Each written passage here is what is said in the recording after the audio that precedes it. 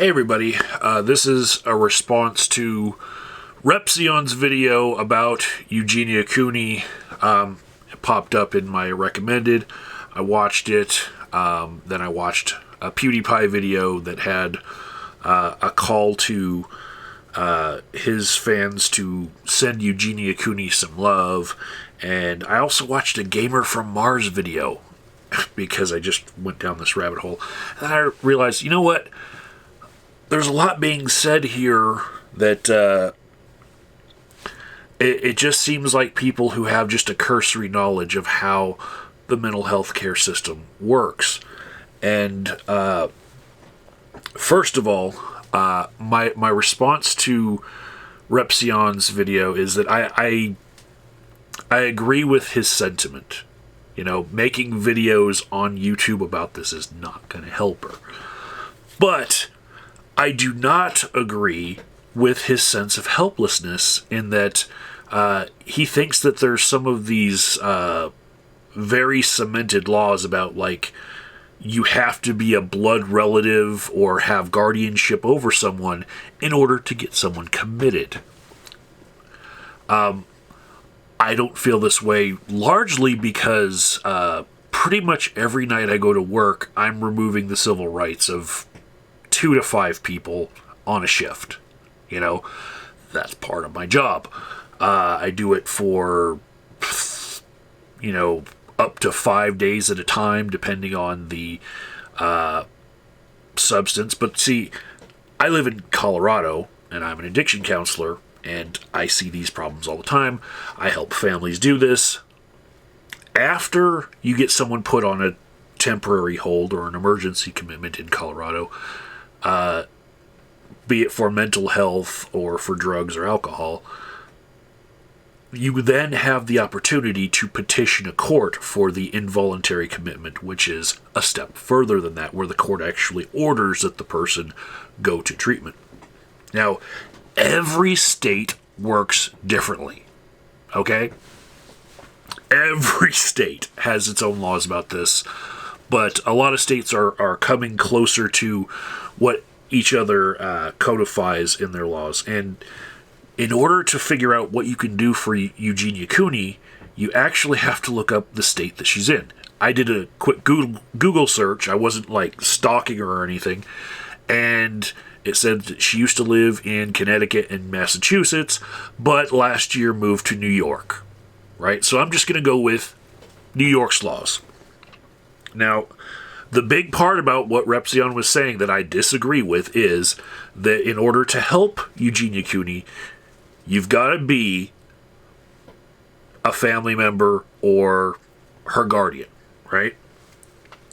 This is the form that you can pull up yourselves.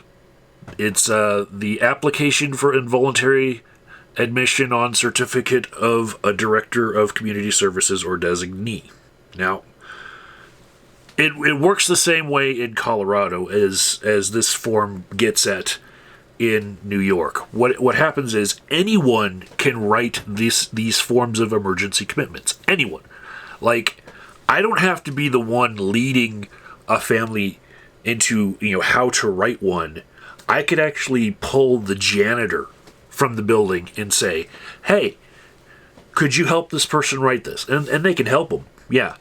But the place that you are admitting them to has to accept them. And that's why they're licensed people, and they're going to look over this application and see, is this justified, right?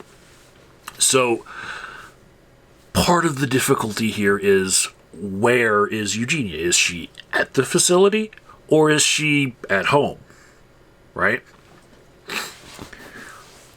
So if she were at home and someone were to have filed for this sort of involuntary admission, and then they check the box that they want a police officer to go do a health and welfare check, and if they find that she needs help, they should bring her to a facility. That's the way to do it. So when you look at these videos between PewDiePie and Repzion and Gamer from Mars, and you hear that a lot of people have sent police to her home for health and welfare checks. That's what they're trying to do, is get this process started. And part of the problem is police are not going to take away someone's civil rights lightly. You know, you don't have to be a family member to start this sort of process, but given the culture that we have nowadays with swatting and harassment, police are not probably going to treat the claims of somebody who doesn't personally know you as credible, you know? So that's probably what's going on here. They're like, oh, this, you know, the family's meeting them at the door and saying, oh, there's nothing wrong here. That's just internet trolls trying to harass her, right? But if a new police officer were to set eyes on Eugenia Cooney and say, hey, wait a second, maybe there is something wrong going on here, maybe they'd have a different opinion. Or maybe there's something that we don't know, like Eugenia Cooney has some sort of illness that she doesn't talk about besides anorexia, you know, that she, you know, shows these police officers, or maybe she doesn't have it and just says she does, you know, and says that, you know, people online harass her. Anyways, on the application itself, I just want to read this because Repzion was saying that you have to threaten to harm others or yourself. You know, you have to state that you're trying to harm yourself or something. That's not the case when the application itself says a substantial risk of physical harm to the person as manifested by threats or attempts at suicide or serious bodily harm, or other conduct demonstrating that a person is dangerous to himself or herself. Other conduct shall include the person's refusal or inability to meet his or her essential need for food, shelter, clothing, etc. You don't have to show that they have made threats. All you have to do is show that they cannot care for themselves. I do this all the time in my job, where I'm writing down things like, client is chronically homeless. They can't care for themselves because they can't put a roof over their head. Shelter, right? Malnourished, cannot care for basic hygiene needs, you know, such as they're infested with lice and they've fall risk. I can write them up for fall risk if they've been in the hospital one or two times because they've been drunk and they've slipped and fallen and hit their head or cracked their rib or something. Fall risk is a different category altogether because people falling just from walking, you know, if they do it too many times, you write them up for it.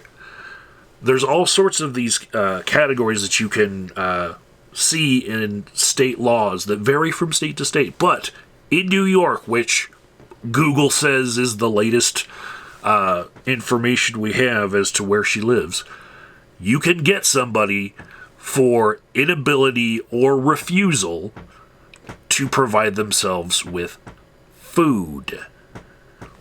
So, those are the issues that I had with those videos, just from my perspective.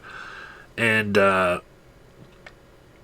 yeah, the application process to me in Connecticut and Massachusetts seemed a lot more draconian. It did still allow for police officers to make the call in lieu of relatives or spouses. But also, in all of these states, one key factor is location. Like, if Eugenia Cooney were to somehow end up in the emergency room because of, malnourishment, and people knew what hospital she was in, they could talk to any licensed physician in the facility, and that person could start the process as well. So, location. You know, that's something that I tell a lot of families of people who are dealing with issues, it really does make a difference if you can catch people at the right time. That's all I got. Talk to you guys later.